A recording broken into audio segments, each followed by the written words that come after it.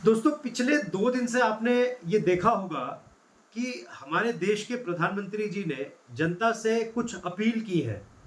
और वो अपील इसलिए की है क्योंकि जो वैश्विक संकट इस समय खड़ा हो गया है, जो मिडिल ईस्ट की जो लड़ाई की वजह से, उसके डिस्टर्बेंस की वजह से, स्ट्रेट ऑफ हॉर्मुज के बंद होने से जो एक संकट खड़ा हो गया है सभी देशों की, पूरे यूरोप की तरफ जो खड़ा हो गया है, उसके उसका जो असर है वो अब भारत में भी निश्चित रूप से पड़ रहा है। तो उसके लिए प्रधानमंत्री जी ने कुछ अपील की है, जो कि एक जनसामान्य जनता या कोई भी गणमान्य के लिए, सबके लिए उस अपील पर काम करना आवश्यक है। और ये राष्ट्रहित में, देश हित में इन कामों को किया जाना भी बहुत आवश्यक है। मैं बहुत ब्रीफली आपको ये बताता हूं कि वो क्या अपील है।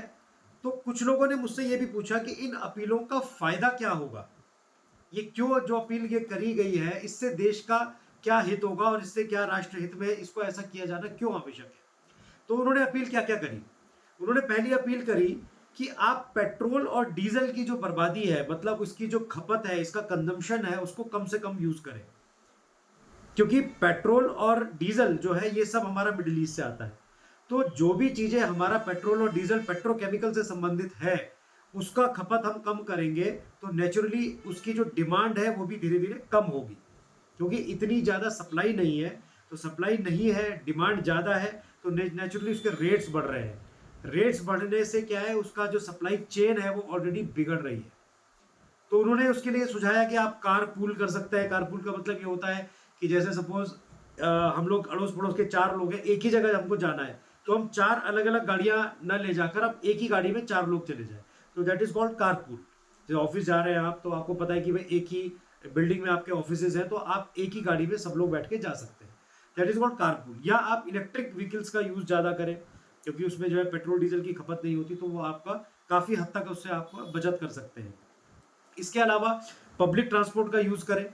पब्लिक ट्रांसपोर्ट जैसे आपका रेल हो गई, मेट्रोज हो गई, या आपकी बसेज है, और जो सिटी बसेज है, इन सब का यूज ज्यादा करें, ताकि कलेक्टिवली उसमें ज्यादा लोग बैठकर एक ही डेस्टिनेशन तक जा सके, इंस्टीड ऑफ कि आप वो अलग अलग गाड़ियां या छोटे छोटे स्कूटी या स्कूटर्स लेके जाएं, जिससे कि तेल की बचत को बढ़ाया जा सके।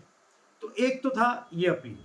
दूसरी अपील थी कि आप 1 साल तक सोना ना खरीदें, गोल्ड को ना खरीदें। अब इसके पीछे का लॉजिक क्या है? गोल्ड को ना खरीदने का लॉजिक ये है कि क्योंकि क्या है कि गोल्ड जो है 99% जो है वो आयात होता है बाहर से, वो बाहर से इंपोर्ट होता है। और चूंकि जो यह वैश्विक संकट खड़ा हो गया है, तो गोल्ड के प्राइसेस दिन पर दिन बढ़ते जा रहे हैं। हर रोज आपने देखा होगा गोल्ड के प्राइसेस बढ़ रहे हैं, सिल्वर के प्राइसेस बढ़ रहे हैं।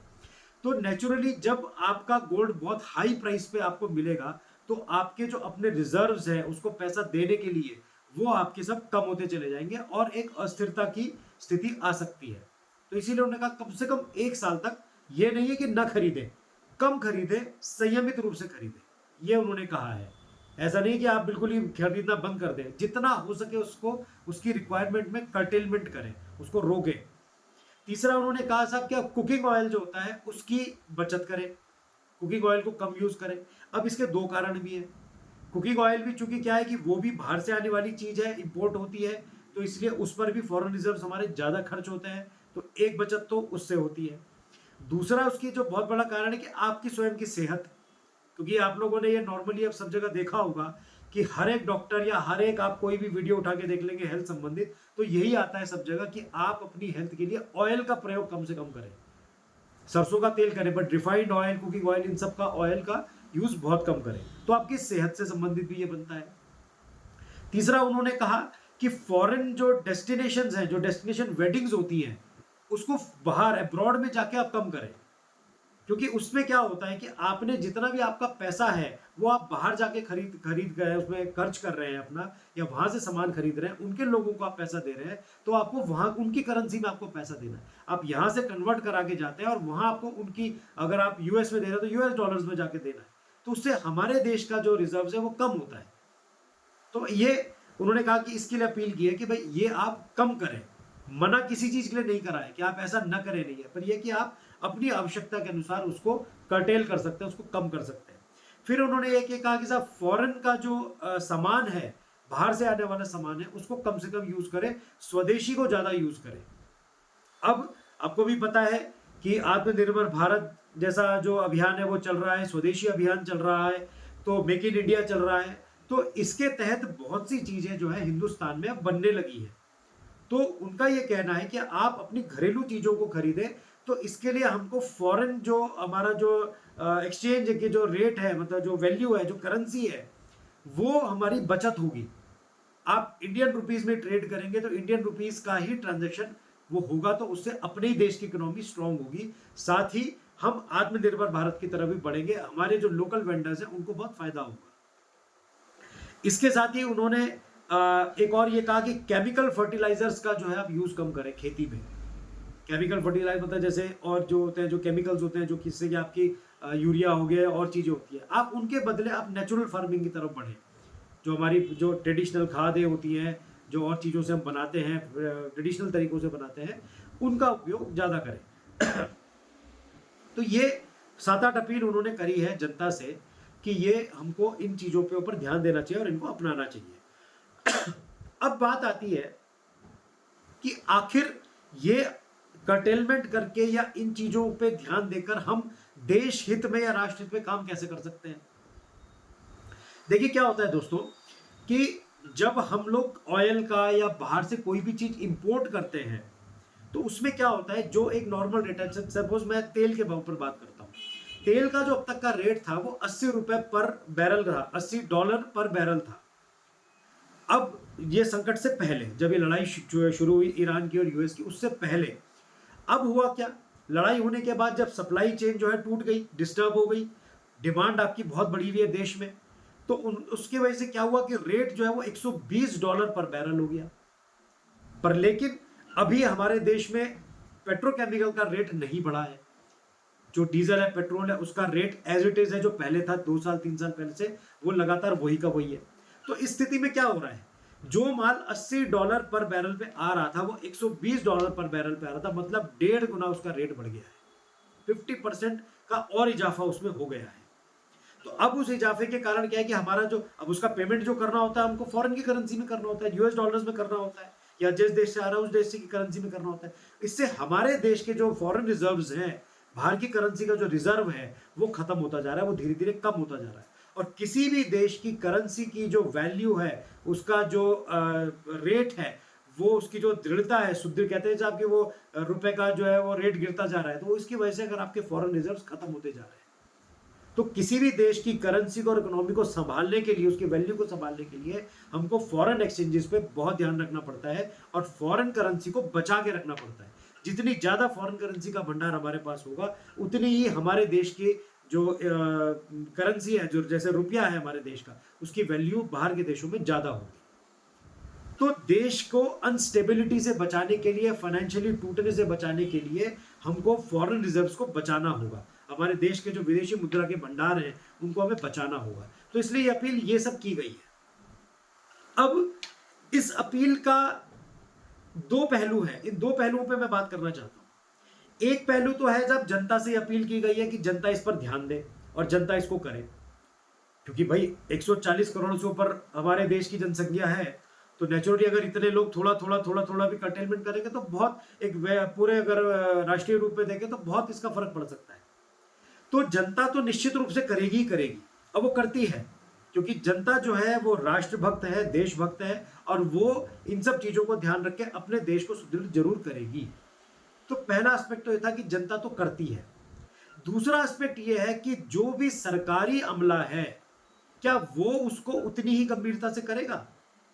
हालांकि मोदी जी ने या गृह मंत्री जी ने जो है अपने काफिले से सारी गाड़ियां हटा दी है, जिससे कि पेट्रोल डीजल की बचत हो, तो उन्होंने उस चीज को हटाने से उनका क्या होता है कि काफिला कम हो गया है। इससे क्या है कि गाड़ियों की जो जो आना जाना है वो भी काफी बचता है।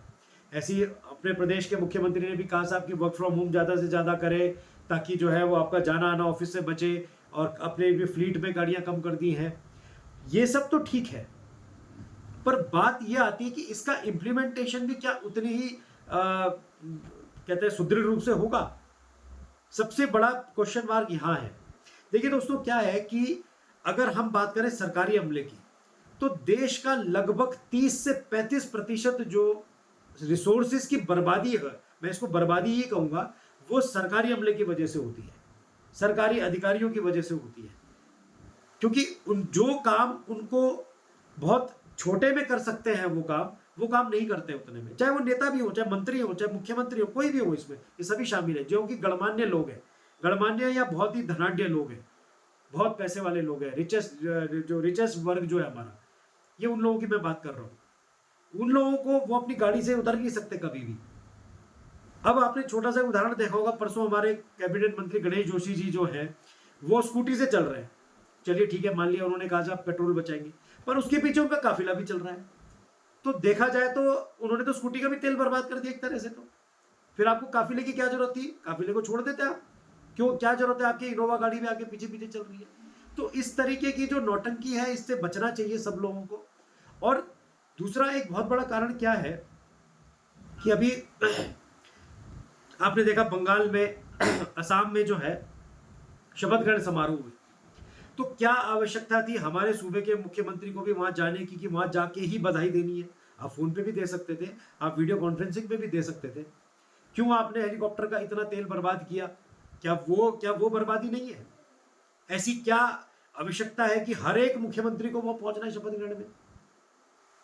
प्रधानमंत्री स्वयं जा रहे हैं तो बाकी किसी की ऐसी बहुत विशेष आवश्यकता नहीं थी। तो इसीलिए कुछ बर्बादी ऐसी होती है जिसको कि जो दिखती नहीं है पर हो बहुत ज्यादा रही है। कुछ दिन पहले यहाँ पे मध्य प्रदेश के कोई एक जो है पूर्व मंत्री जो है यहाँ आए थे, अपने निजी कार्यक्रम से आए थे, पर उनके साथ ही भी 4 गाड़ियां प्रोटोकॉल में चल रही थी। क्या आवश्यकता है भाई? आप अपने निजी कार्यक्रम से आए तो आप जाइए, आपको सरकारी गाड़ी की क्या आवश्यकता, आपको पुलिस प्रोटोकॉल की कितनी आवश्यकता क्यों है? उत्तराखंड जैसे इतने शांति प्रिय सूबे में क्या जरूरत है आपको इतनी ज्यादा पुलिस प्रोटेक्शन लेने की? तो मेरा कहने का मतलब यह है कि सरकारी अधिकारी और सरकारी अमला अगर इस पूरी अपील पर ध्यान दे तो शायद जनता को इतनी बचत करने की आवश्यकता नहीं पड़ेगी। वहीं से ही देश के बहुत सारे रिजर्व बचाए जा सकते हैं। अब डीएम साहब की अगर मीटिंग होती है तो हर एक अधिकारी एक एक गाड़ी में बैठ के आता है मीटिंग के लिए।